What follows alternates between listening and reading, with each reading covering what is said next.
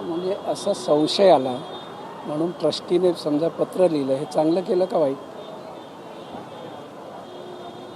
काय त्याचं उत्तर काय तुमच्याकडे? हे काम चांगलं केलं का वाईट? जे काही लो पोल्स आहे ते थांबवण्याचं काम केलं, हे चांगलं केलं का वाईट केलं?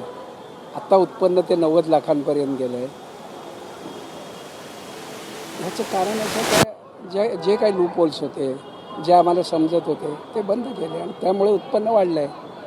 हे चांगलं काम केल्यानंतर तुम्ही शाबासकी देणार का टीका करणार? पण त्यांचं म्हणणं आहे की वरचे काही वरिष्ठ याच्यामध्ये सामील आहेत, याला आळा बसावा म्हणून यांनी पत्र लिहिलं. नाही, ते बरोबर आहे ना. म्हणजे त्यांनी दिलं, मी अजून पत्र वाचलं नाही, ते मी आत्ताच बाहेरून आलो, मला कळलं म्हणून मी इथे आलो आहे.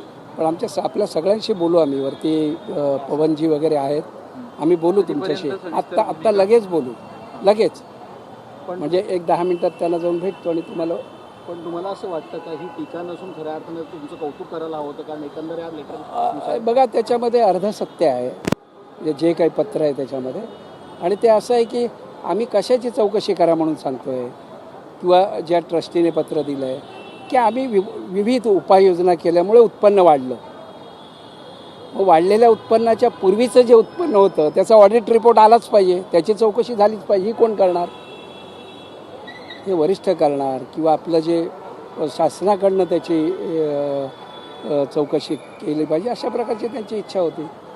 आम्ही बोलवू तुम्हाला वरती.